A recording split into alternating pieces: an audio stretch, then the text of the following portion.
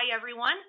Thank you so much for joining us today for what we hope will be a highly interactive and informative session for building out your co-op guidelines. My name is Lori Elba, and I'm the VP of Marketing at Brand Muscle. I'm joined today by two leading experts on co-op marketing, James Morse and Jen Oloo. Hopefully you're seeing their faces there at the top of the screen. We're changing up the format for the webinar, really hoping for an interactive dialogue both between them and the audience. So feel free to submit your questions throughout the session, and we're going to work them in throughout as we're talking to you, as well as at the end. And quite a few of you actually sent us your co-op guidelines for review prior to today's call. So we're going to answer some of those questions throughout the session, and I think it's interesting. You're going to find that there's a lot of commonality among some of those pain points that you guys all share. So you'll find you're not alone, and these guys are going to kind of help you to pinpoint those problems and help you come up with ideas for overcoming them. So with that, I am going to go ahead and get it turned over to James so he can start. Thanks, Lori. So I want to begin today by laying some groundwork for our discussion and really speak to a consistent anecdote that we consistently hear from all of our clients. It's really that their corporate team has slaved away developing a very great co-op program that empowers their local business partners to market more for the corporate brand, yet the local business partners aren't utilizing the free dollars that they're given.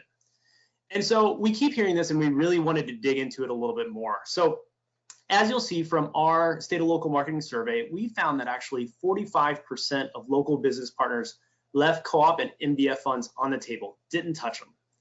We dug a little bit deeper and even found that 35 billion, and I want to repeat billion, of 70 billion, so half of that, of those co-op funds go unclaimed annually.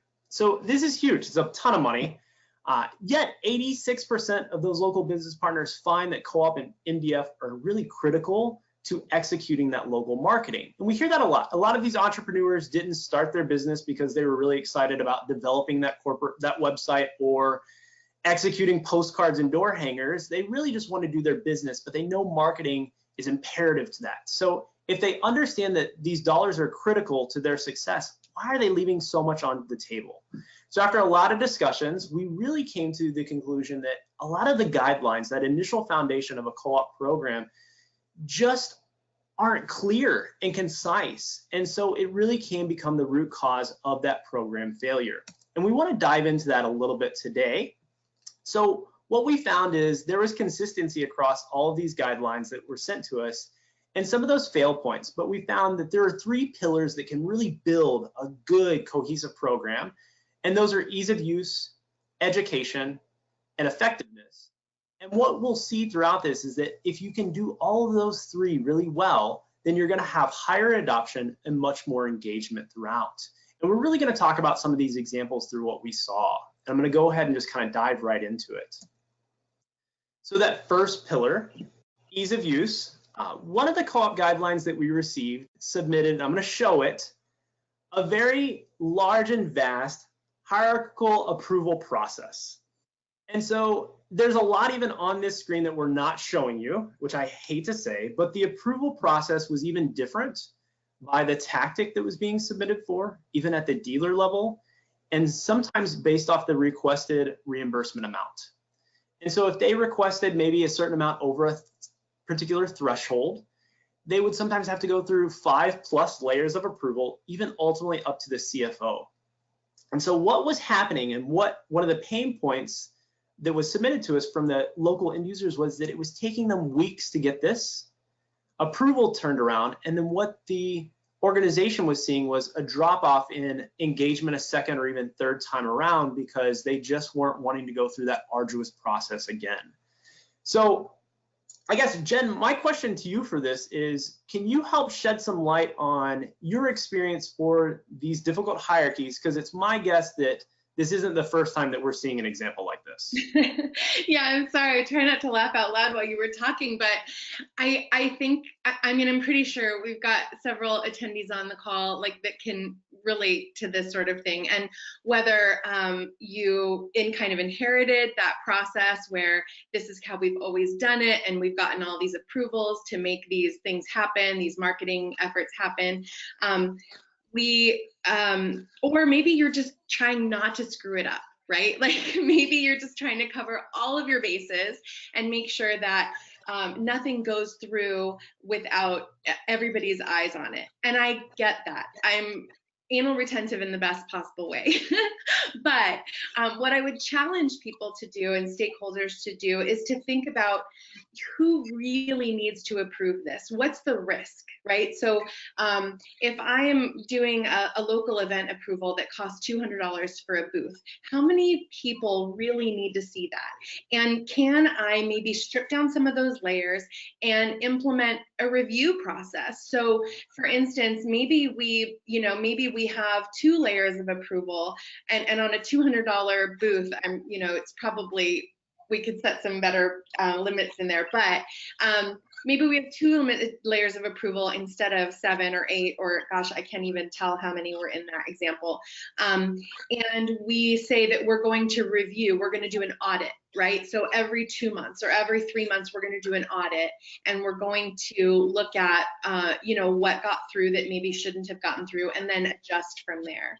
I think that we, as stakeholders, we have to empower our teams to make decisions. So, if a smaller company and the CFO is the only person that's making these decisions, fine. But if you've got multiple layers in your company, your CEO probably, or your CFO probably doesn't need to spend their time approving, these little marketing tactics and things like that. And then it's a perfect example for ease of use, because you're right, James. I mean, waiting 2 weeks for an approval on something, heaven forbid something goes wrong and they have a denial along the way, and then it has to go back through that process again. I mean, I just, as a participant in a co-op program, I would throw my hands up in the air and just say, I'm not going to do this anymore. So I guess that brings up a good question. Is there a best practice for that type of turnaround? So even when you have platforms that can automate all these layers of approval, even if you just have them in Excel spreadsheets, if you can implement something that ultimately makes it easier for corporate, but is still a pain point for the user, what's a good turnaround time? Like, how quickly should they be getting hopefully that approval, or sometimes even that denial of that reimbursement? What is good communication there? Yeah, I mean, I think a best practice would be 24 to 48 hours. Ideally, most of these things should be set up in a way that they can just be auto-approved. So if, for instance, you've got automation in place that allows a participant to build their creative and then utilize an approved vendor to go through that process, there should be no approval at all. Like, it should be done as long as they have the funds. And I think that the more and more you have experiences like that, the more positive response you'll get from your program, which will drive engagement. Because these guys all talk to each other. All these local retailers or participants, dealers, bars, whoever it is, they all, chat with each other. And I think that the more experiences you can create like that, it's really going to help to positively market your program. So a lot of what you said there really segues well into something that we saw for one of the submissions, was that they were having a really difficult time with their program guidelines around event marketing. So what I really want to highlight, and what everyone's seeing right here, is that from our research, we see that the highly successful tactics for local marketers to execute are events, yet they're also viewed as the most difficult. And having worked with people doing events, I can relate to that. It is a very difficult tactic to try to execute. So the last thing that you really want to have to go through as a local business partner is another painful, difficult process after the event, which is that claim submission process. And so the guidelines that we saw had, going back to your point, a lot of needs from a documentation standpoint. They wanted to make sure it was adhering to both their co-op guidelines and their brand guidelines. Was there a table tent? Was there a giant banner? Was all the documentation there? And so they also saw a drop-off in events, which was very unfortunate because of this process in place. And from our discussions, it sounded like it could have been a fear of fraud, which you touched on a little bit. But I guess, have you seen that type of behavior quite a bit before? And if so, how do we help remedy that? Yeah, I mean, so yes, we see this all the time, and not just with events, but with other tactics too. Events, especially local events, are a great example because the risk is usually rather minimal. And so if you put this huge approval process in and you require all of this documentation for, like I said, a $200 event, chances are they're just gonna either not do it or pay for it out of pocket, and then you, on top of them not thinking your program is great, you also lose complete visibility. So, and from a corporate perspective, being able to see what events are driving sales and how many opt-ins they get or how many sales they get at the event if they can make sales there, that kind of stuff is really valuable, and it can help you to support the tactics that are working for you. So I'm a big fan of supporting the process so that we can get visibility into what is working in the local market, because it's different than what works for big brand. I think, I can think back specifically to one example, working with a client who had about 12,000 participants in their program nationwide across the US, and they were looking to support events, and they had taken their existing approval process that was kind of done through their field team and kind of pieced together through their marketing team, and they just kind of shoved it into their online platform. Which was like, if you've ever tried to put a square into a circle, it just doesn't work. Instead of taking a step back and saying, how could we design this, so that it was less painful? Because that was the whole point. They were putting it online to try and make it less painful. But it ended up being just as painful and got a really bad rap from the participants. And so what we did is took a step back and looked at the risk. And we just did some math and back of the envelope, like how many events are we putting through? What do they cost? What if we screw up 15% of them? What if 10% of them are fraud? So the total risk is $10,000, and it's going to hurt our program and cost us this many hours to follow this old process, and the answer was really clear at the end, and we ended up stripping out a lot of those requirements. And yeah, there might be like a couple of things that squeak through, but when you look at it in the grand scheme of things, the program is much stronger. Events are super profitable for this particular client, so it was great to get more participants out there doing them. And then corporate was also able to get reporting back from those events with surveys and use their automation tool for that instead of creating this crazy process.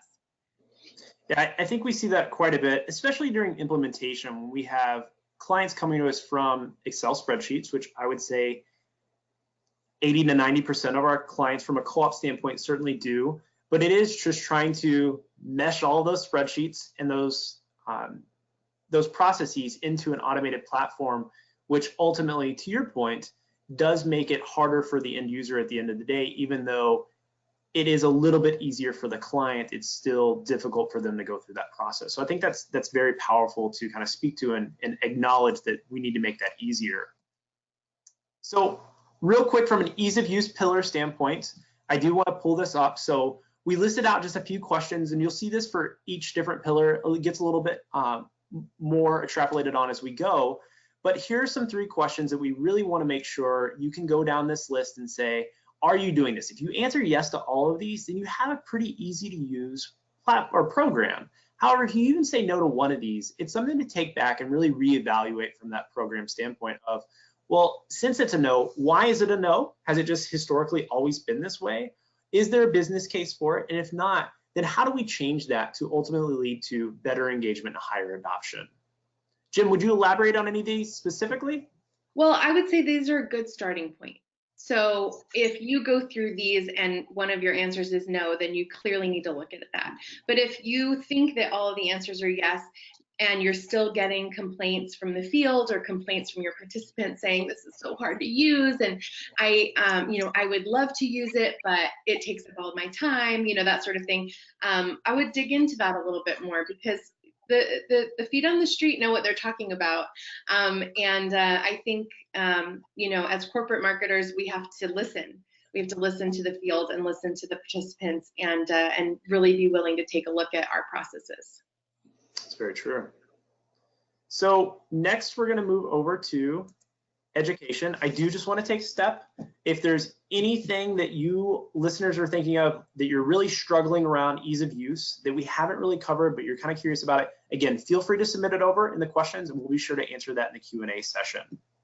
So education, probably I would say the biggest one that we hear about, it's the common pain point is, hey, I've created this sometimes elaborate program. How do I educate all of my local business partners on this and make sure that they're adhering to it?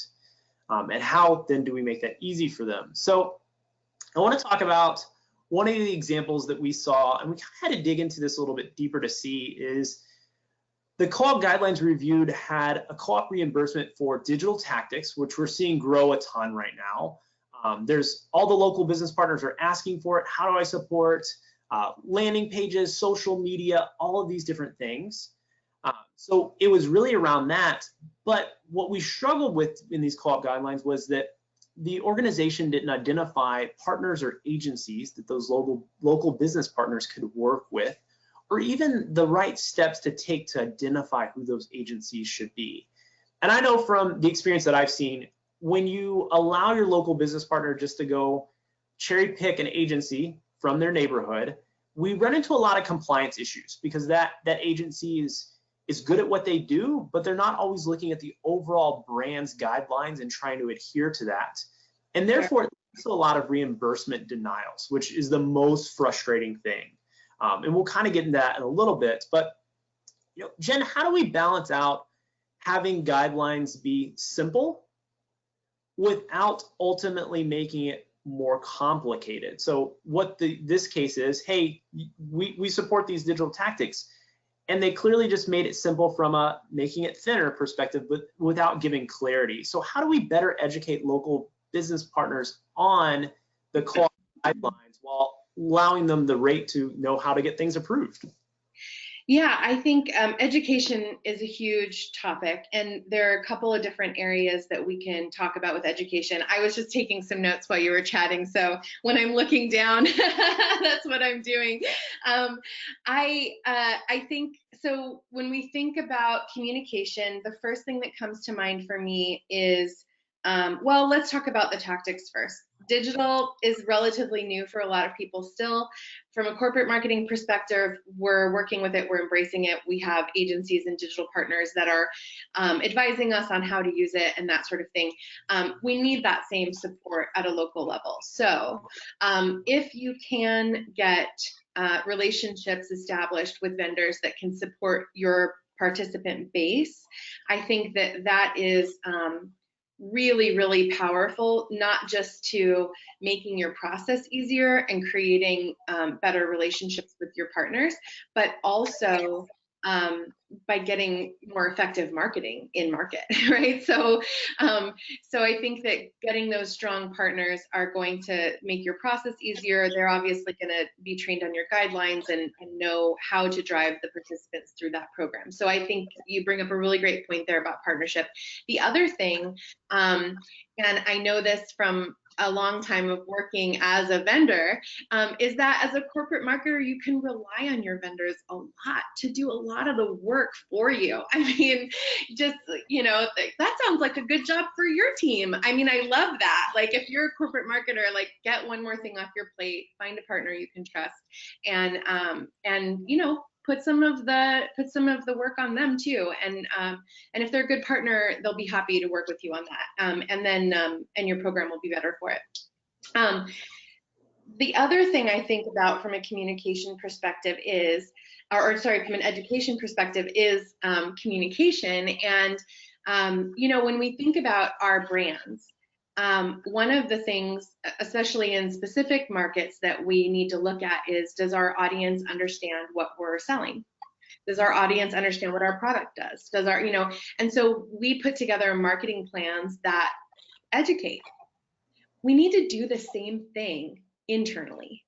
So we have to put together internal marketing programs that educate our participants and our field teams. And if you have sales teams, they can be the biggest stumbling block or the most amazingly powerful team of ambassadors for your co-op or your MDF program. And what I mean by that is if everyone's on board, then there's a lot less confusion. The participants are all getting the same message from the field. You've got, consistency, and that equals, happiness. I mean, even if some things are not in your co-op program and people are kind of like, I wish this was covered, if things are clear, it just makes everything better. So if your field team is clear and they've been communicated to effectively through emails or webinars or meeting internal calls or road shows or events or whatever modes of communication you guys are using, that's going to go to your partners and everyone's going to be on the same page. If they're not that way, what we find, what I found is that the sales managers and the sales directors and the regional people, they'll say like, well, we could probably do this, or we could probably do that, or I've seen somebody do that. And that's when you start to get into this gray area, and it's like sad face emoji. Well, I think we talk about educating on co-op guidelines, but I think a lot of that also has to do with brand guidelines. So something that I consistently hear, we've kind of talked about digital, but the other example is the local business partner has a good relationship with the newspaper, the publication in their area. And so that publication on a Friday night calls and says, hey, I've got the smallest ad size possible, but at an amazing rate. Do you want to utilize this? Yeah. And they it because it's a good deal for them, but it's not correct marketing. And that size is outside of co-op guidelines. So I think that it's a little bit of both of those things, of making sure that your brand guidelines and your co-op guidelines are married together well enough, and you're educating on both of those things, because ignoring brand guidelines can quickly earn you a denial for a co-op reimbursement.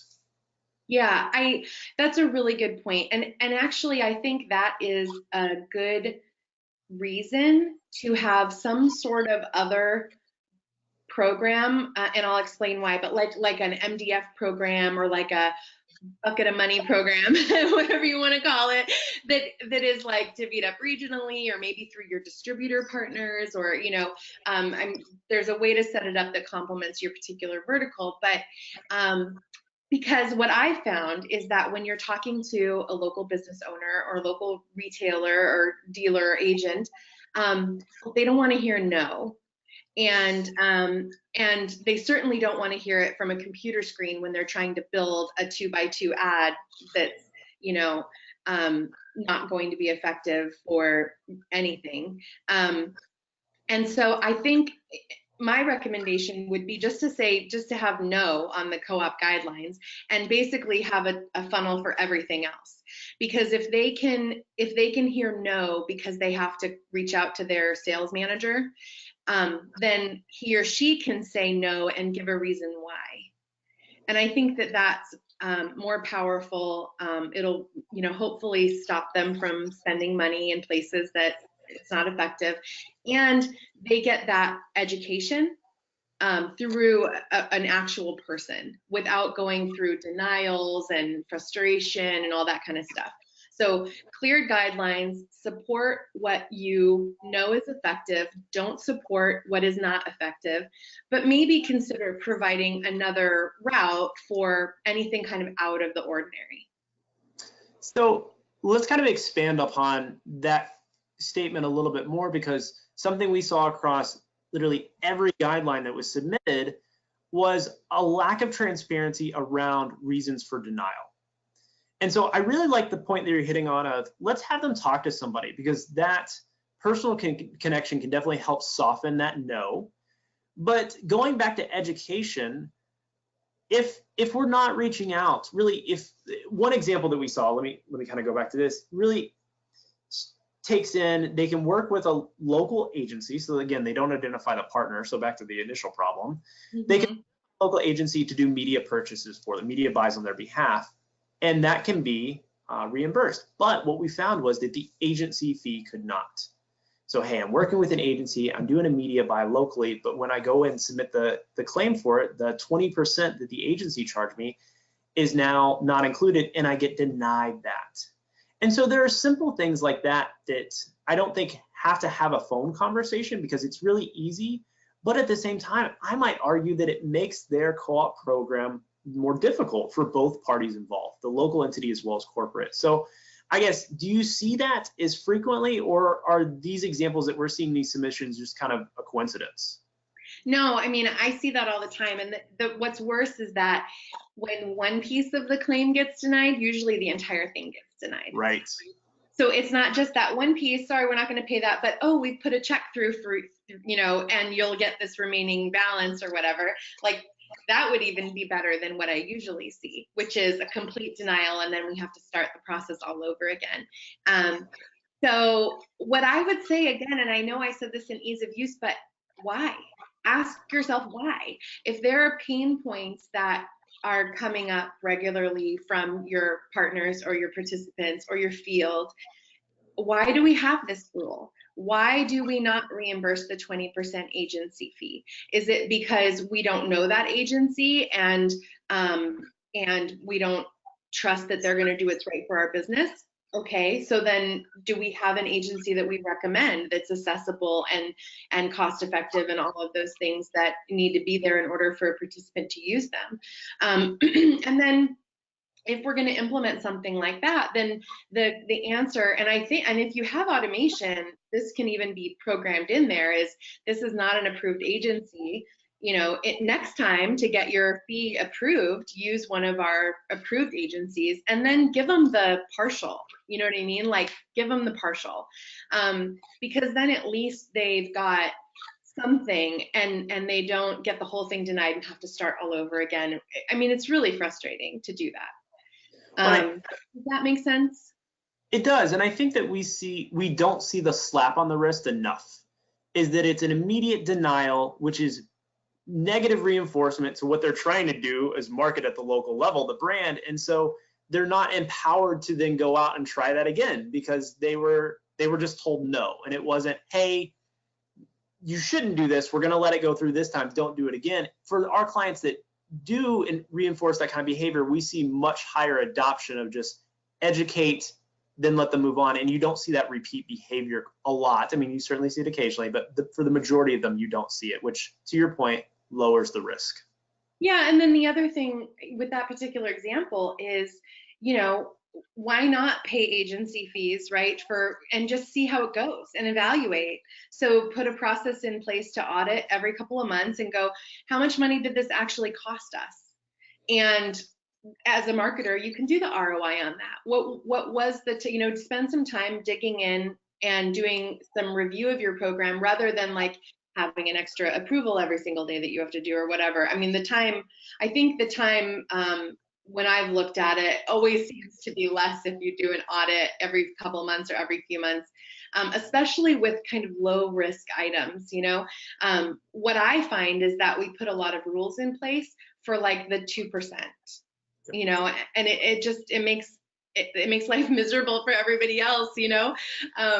These local retailers and participants and dealers and agents who have this face-to-face advantage that 1-800-MY-COMPANY could never have, and we need to empower them, you know, to be able to have a consistent place in market.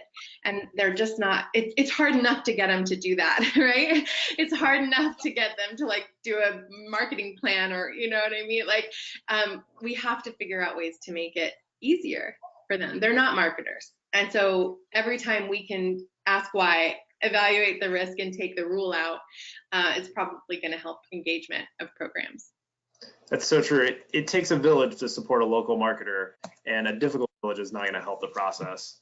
So, real quick, I just want to take a beat on this and really reflect on kind of the topics that we've discussed thus far, and again, do a checklist for education. So if you can go down this list and say yes to everything, then you're probably doing great from an education standpoint. But my guess is that there's at least one of these things that you're saying no to.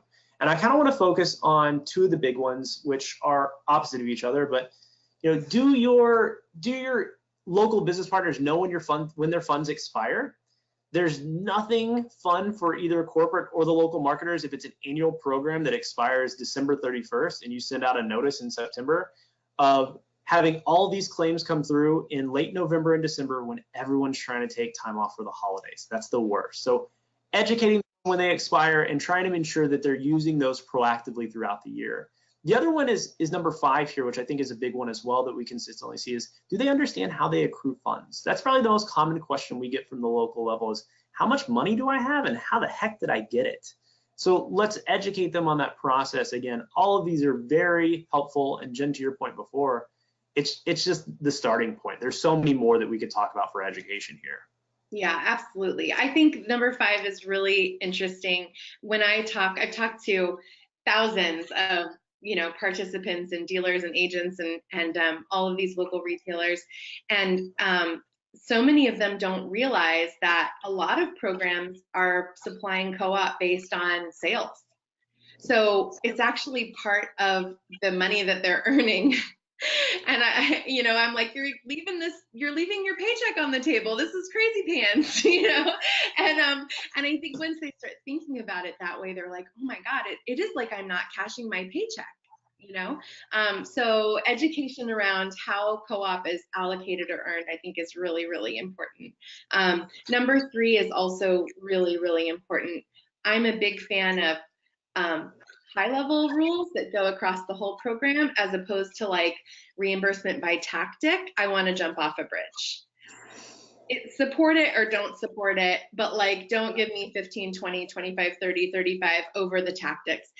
I don't know how anybody, especially a local business owner, can determine how much their marketing is going to cost if they have variables by tactic.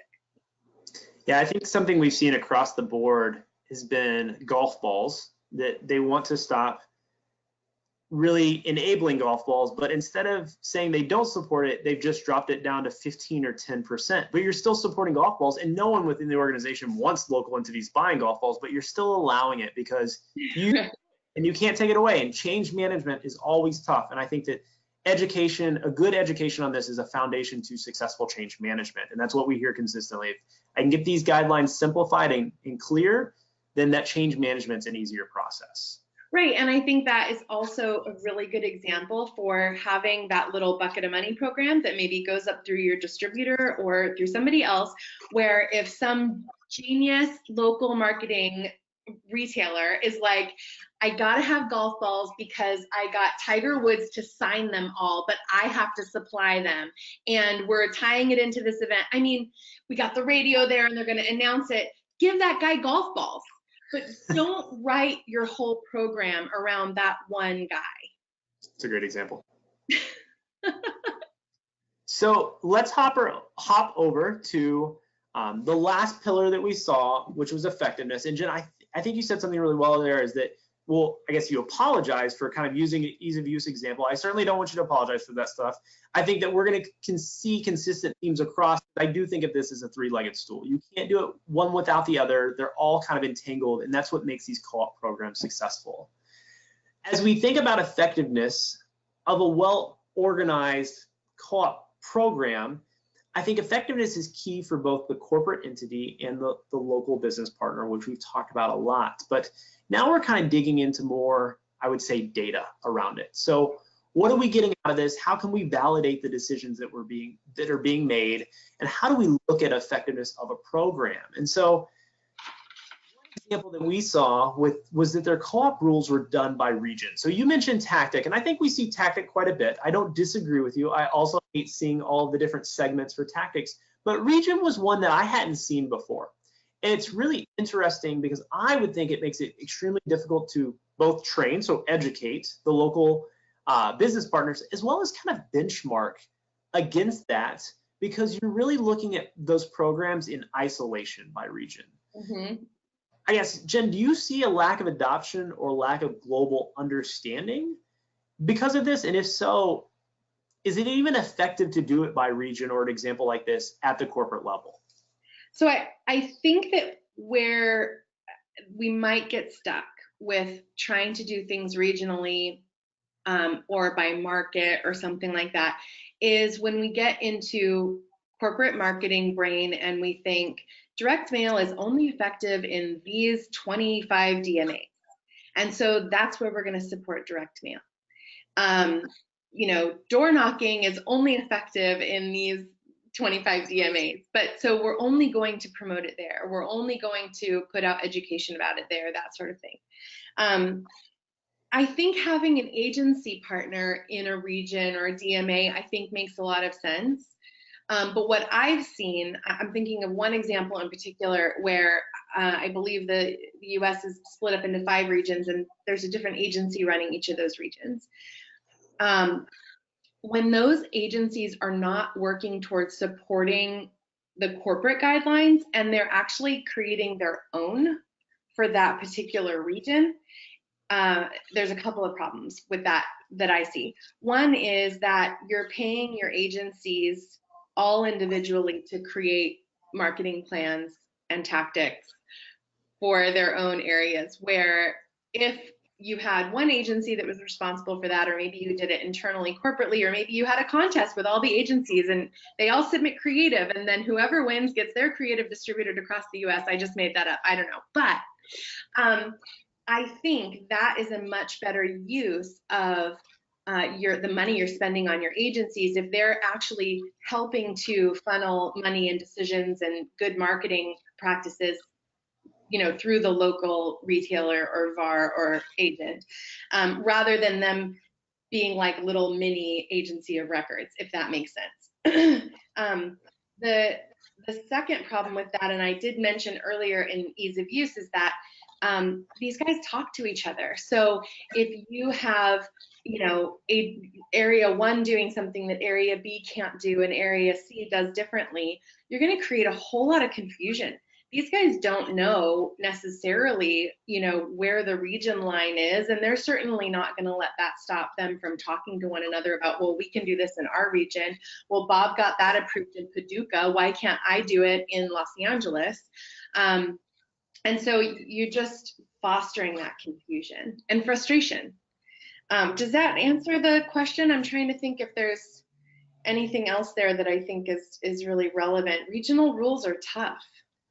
No, so it does answer the question, but it makes me think of another example that we didn't see in the co-op guideline submission, but it was based off a conversation that I was having with a client actually last week. So they have been struggling with adoption in their co-op program, and they actually brought in a third-party consulting firm essentially to look at their co-op program, really understand their local business partner base. They're also they're national as well as other emerging markets, and really understand how do they empower co-op utilization in the correct ways. And so the firm came back with really differentiating rules, by tactics, but I believe the example was by years of establishment for that local business partner. And so I was very surprised by this. I hadn't heard anything like it before, but essentially if I am a brand new local business partner, I might get web banners to be co-op reimbursable at, let's say, 75%.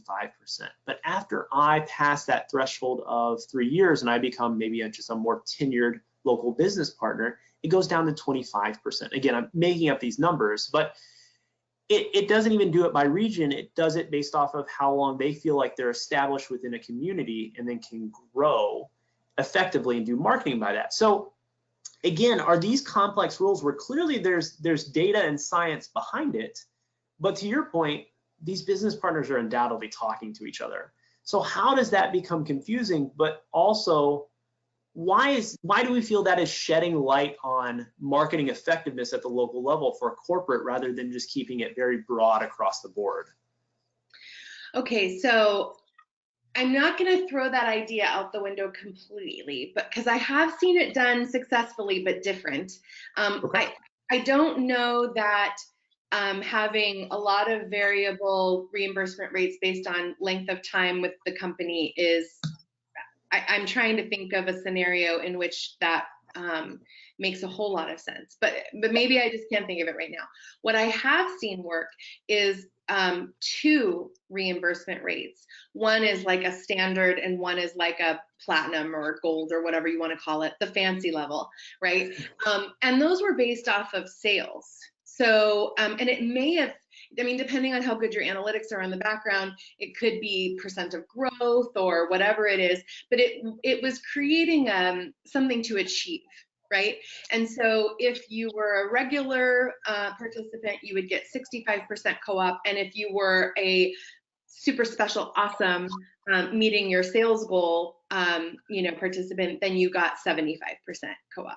So I thought that actually did work, especially because it was tied to sales, and that's something you can drive and you can work toward. And usually those are the types of people that are the business owners. Like they're salespeople. They're driven to create sales. That's why they're in business. Whereas length of time, too many variables for me. Like if I'm just sitting on my butt, in Los Angeles for 5 years, does that make me better than someone that's working their butt off in Ohio? Probably not, so I don't know that measurement would reflect what I would want it to, or would train what I want it to train, or, I do think that it is really important for participants to be able to calculate in their head how much money out of pocket they need to do what they want from a marketing perspective. So that's why it's one of the reasons why I'm not a big fan of reimbursement by tactic, even though some people might say, well, we want to give higher reimbursement rates to the things that we really want to push. I'm a big fan of black and white, yes and no, and keep the reimbursement rate consistent. It's kind of, I'm trying to think of another way to explain it. It's kind of like, I want everyone to like me. So we're going to give everybody a little bit, I have not seen that be effective. But getting back to your point about reimbursement rates for different length of years, I can't see in what vertical that would make sense. And I'd be happy to talk about it more. So it's kind of interesting because I've not heard of it before. But 2 levels I've seen be effective. They have to be marketed correctly though too. They have to be treated like sales competitions. Well, I think what we've seen is that as technology improves and you can build in more rules that can be automated, is that this makes these types of things accessible. So then they're within arm's reach and you kind of want to do them. But I think to what we've talked about before is that just because you can do it doesn't mean you should. This is true. It doesn't make it effective always. And there's value in maybe educating your local business partners on how to market at those different stages of their tenure with you versus trying to automate that behavior, because again, it's probably just going to lead down a road of denial ultimately, or less reimbursement, to your point, than they had planned in their head, which is not what you want. Right. Yeah, I mean, these guys have a million things going on. A lot of them are, the accountant, the marketing person, the salesperson, the housekeeper. I mean, a lot of them do everything. Yeah. So even when we look at our co-op rules and we think, oh, these are relatively straightforward, you got to put on your partner pants, you know what I mean? Or your participant hat, or whatever item of clothing you want to put on. But just to put yourself in their shoes and think, I've got all this other stuff going on in my head. Am I going to be able to calculate how much money I need to pull out of my cash flow in order to make this local event happen at the Lobster Fest on Saturday, which I should have started planning a month ago? Sure. I think that's really helpful. So the last piece we want to touch on real quick is just, again, the questions for effectiveness. So I guess, Jen, given your background, pick 1 or 2 of these that you feel like are really big success points to building out that effectiveness of a program. I think that, we talked a lot about, do you incentivize use of corporate approved vendors? I'm a big fan of having corporate approved vendors. Like I said, not just because they go through training with you, they understand the brand, the tactics, they're going to, supply your participants with education, right? Which is a huge part of these 3 pillars, but they also can pick up some of the heavy lifting for you. So, if your boss, let's say you're a channel marketing manager and the SVP of marketing says, hey, I want a report on tchotchkes. I want to know, what are people using, and what are they spending money on, and how much money of that was co-op money. That could go to your tchotchke vendor. I mean, really, I just, just say, hey, you guys have the reporting, we need to have this report delivered. I mean, that kind of stuff, if you haven't been taking advantage of your partners that way, not in a bad way, I mean, this is their business, and they're making money certainly to support your program. Having them run some reports and do some analysis, I think, is well within scope. Benchmarks to sharing best practices across partners, we didn't really talk so much about. One of the things that comes to mind is that communication piece. So when we are marketing internally to our participants, just like we would market to consumers or businesses, if our companies are B2B, I think it's a really great idea to share showcases of what is working. So if you have a partner email that goes out once a week, or you have a big event once a year where everybody comes, or even on your site. So if you have the Brand to One marketing platform, James from Brand Muscle, right? You could actually put case studies right up on the front page. Like, hey, look, Shonda is killing it in Tallahassee because she's doing this particular thing. Or, Joe did this event and it cost him $50, and here's what he did to get people's attention and drive traffic to his booth, and he got 50 signups.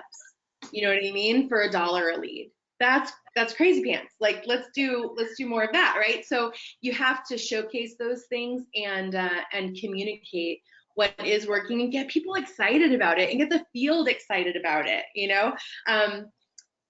I don't know, how are we doing on time? Are we okay? We're good on time. You can talk as much as you want. I just had this little, and I wanted to share. I think the internal marketing thing is so important. And I think if you have a field sales team, they can be such a huge help. And what I have found to work in the past to support specific types of tactics, as opposed to, so I'm going back to the example where you might do different percentages for different tactics, right? So in Jen's perfect world, it's really simple, right? You either support it or you don't, and you have one, maybe two reimbursement percentages based on people being really super awesome. You can actually incent your sales team, your field team, to promote specific types of tactics. So for instance, I had a client that we would send out a sales email once a week, and it would go with all their other sales stuff, but we would just have a little marketing, right in there.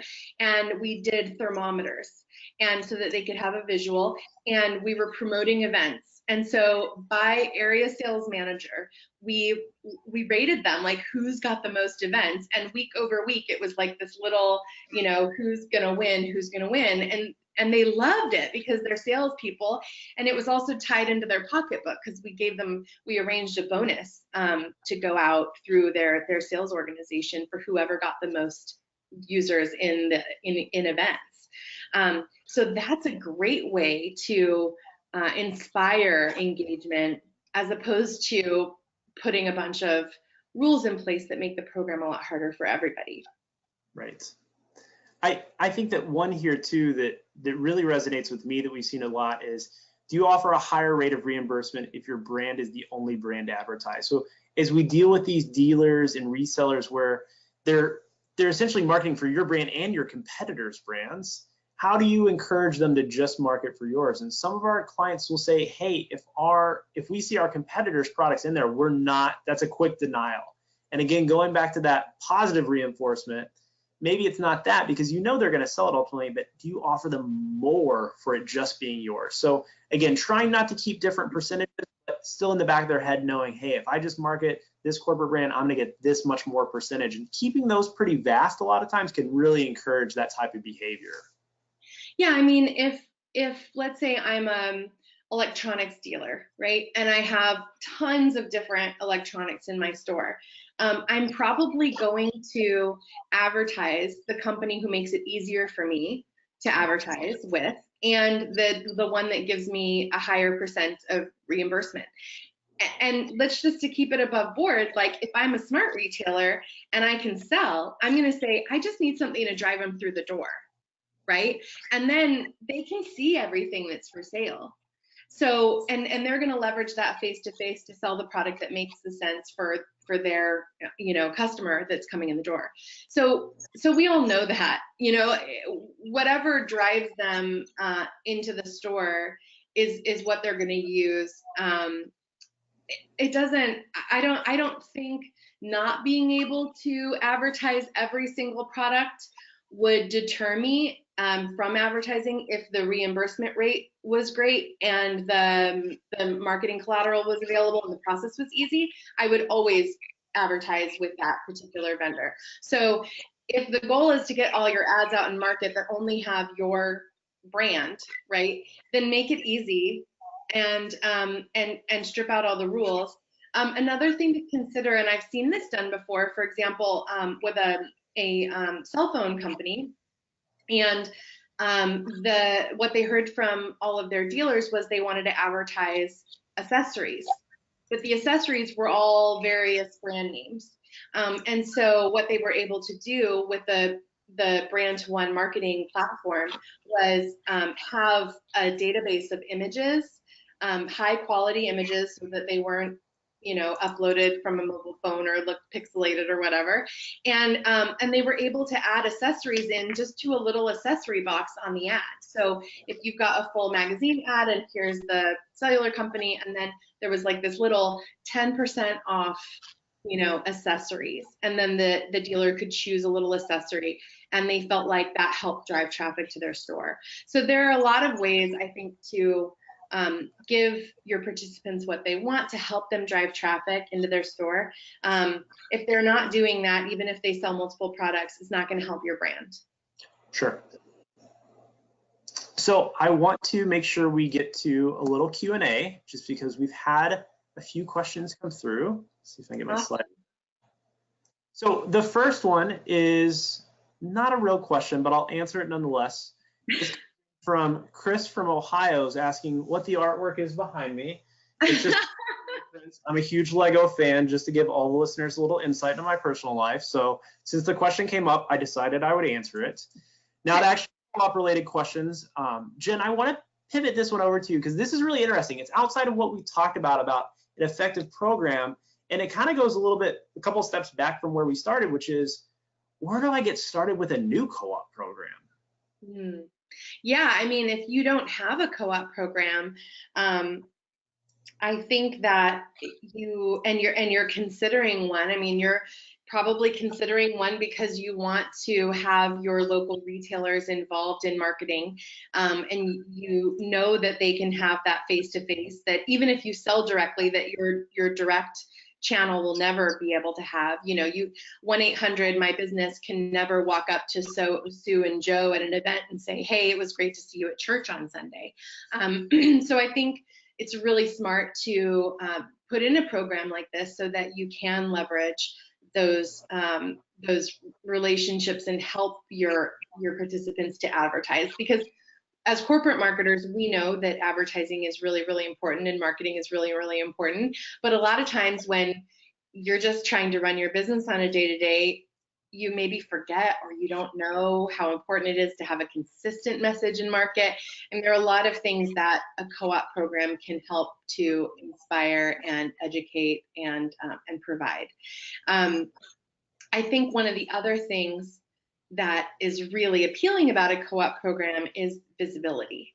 So maybe I'm just a data nerd, but I want to know what is happening. I want to know, you get your media buy calendar from your agency, and it's like, you're like, yes, we've done all this stuff.